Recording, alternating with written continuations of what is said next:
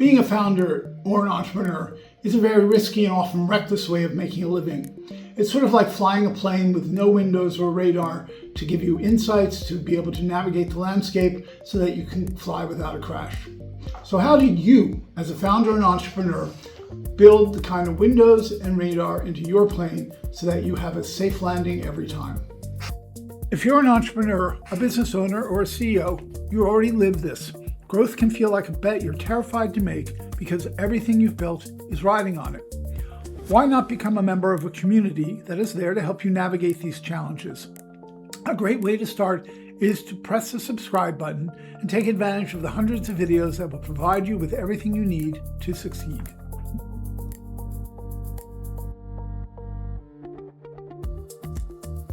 So, if windows and radar are necessary to fly a plane, then it is systems that helps the entrepreneur, the founder, build a business that they know exactly what's going on, have the information and the intelligence that they need to make informed decisions. And the first step in this process is to pick off what looks like a deceptively simple and easy task, but which involves quite a lot of work and support, and that is operations. Documenting your operations, putting KPIs behind your operations, numbers that you can measure. This also implies that you need a good information system, management system, if you will, that is fully robust and can spit out the information you want. Now, it may not always spit out the exact information. You probably have to do some of that manually. But the most important thing is that you have correct financial data, because without financial data, and it's financial data that you can look at, analyze, and know that it's giving you the right answers, is the key to all this. Now, the problem with this first step is it's combined with a lot of fear, usually fear of letting go, because operations are what most entrepreneurs and founders, where they feel like they can continue. If they feel like the operations are working the way they want them to and feel they should be working, then they're comfortable. Letting go of the culture that is around a very manual, very work-intensive, very hands-on company is often very difficult. And I had a client who had a lot of fear around this. He had an interesting fear around being too corporatized. He had a fear of letting go of this, if you will, family atmosphere or this high-touch atmosphere. And there was a trick into this. It wasn't to start with the systems, because for him that sounded like totally whitewashing, corporatizing everything. No, it was about doing a reorganization. And when I say reorganization, it sounds like there was something there before. There was chaos before. So by actually cleaning up his organization with clear lines of control, spans of control, clear lines of sight, that at least gave him the comfort that he could see what was going on and that his life, which was very difficult and very chaotic, would soon calm down, and it did. However, the only reason why he agreed to do this was because his son one day asked him where the org chart was, and he didn't have one. So you're sometimes, as a coach, dependent on family members or outside people to give the push you need to get somebody to do something.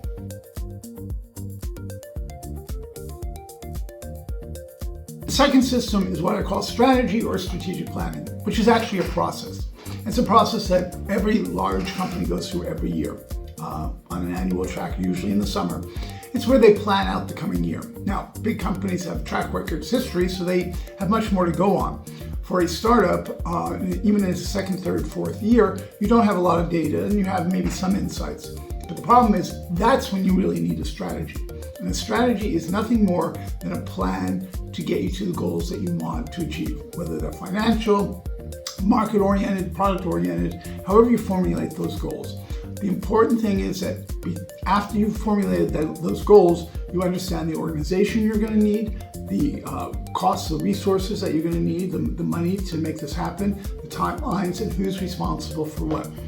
That is basically your windows and radar when it gets implemented. But if you don't actually plan it the way you would plan out a plane or a house architecturally, you have absolutely nothing to work with. And so this one becomes absolutely key. The problem is, for many clients, this is a lot of work. It requires them to come out of what they're doing, work down on their business, not work in their business, and to rely on outsiders to provide them with insights and data, people they trust. And they have to find the people they trust that are going to provide them with what they need. And in this one case, it only happened because he was really on the bleeding edge of a technology and he had a new investor, and the investor insisted that he see a strategic document, a strategy document. Well, my client, and with my help, spent 3 months preparing that document. When I say 3 months, I don't mean here and there. At least 5 or 10 hours every week we spent on this, and there was a lot of research and a lot of work. But it came out, and my client, a year later, sold his company for $28 million. He would not have been able to do that without a proper strategic plan. Struggling with the how of getting these systems implemented in your company? Go to the description of this video, click on the link to my website, and you'll see a button to make a free consultation appointment with me. You will soon be reaping the rewards of a company that's not only easy to run, but also highly valuable.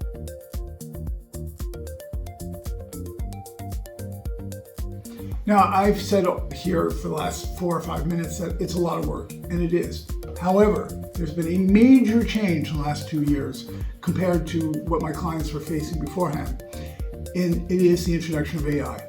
AI can do a lot of this. It can certainly help you with strategy. In fact, I've now got clients who are formulating their strategy using Claude in particular, but also ChatGPT, Gemini, and so forth, because of the knowledge that it has access to and the quickness, the velocity with which it can get insights and ideas out of its network, its data network, if you will. Now, of course, Claude makes mistakes, and you definitely have to be checking what's coming out, see if you agree with it, see if it instinctually, intuitively makes sense. But the actual work, the writing of a document, becomes so much easier. So those 3 months I was talking about probably can get truncated down into a couple of weeks, maybe 3-4 weeks, if even that. Operations, the numbers part of this. It also, again, because of its data network and the understanding it slowly will have of your business, if you've worked with it for a while, will begin suggesting KPIs. It will also explain how you monitor those KPIs, how you build them into an information system, and so forth. There is nothing that AI cannot help you with, so that when I say there's a lot of work to be done, there is, but you have this tool that is just unbelievably rigorous and very, very helpful for cutting down the time, the stress, and the annoyance that some of this work might entail. So now I want to come back to the concept of KPIs, key performance indicators. I touched on them briefly. What are KPIs? KPIs are the operational side of your business. It represents operationally what you're doing. So things like lifetime value of a client for marketing. You want to obviously have a business model that extends through loyalty and through the hard work you do, a client relationship for many years. Things like value of a single order. If that goes up, that means you're actually doing less work, you're getting more money for your work. So instead of sending out 10 packages that are worth $100 each, you send out one package that's $1,000. And that, you can imagine, with the economies of scale and what have you, means your operations are working much more efficiently and your customers are ordering larger amounts, which is only good, can only be good. Number of customers, number of packages that go out every day. All those things are the kind of key performance indicators that you can use to judge your operations. And you have people, KPIs, certain goals that they're supposed to meet, certain ways, productivity measures they're supposed to achieve, and so forth. But again, you can ask Claude, ChatGPT, to begin telling you the sort of KPIs that in your industry or for your business would be appropriate.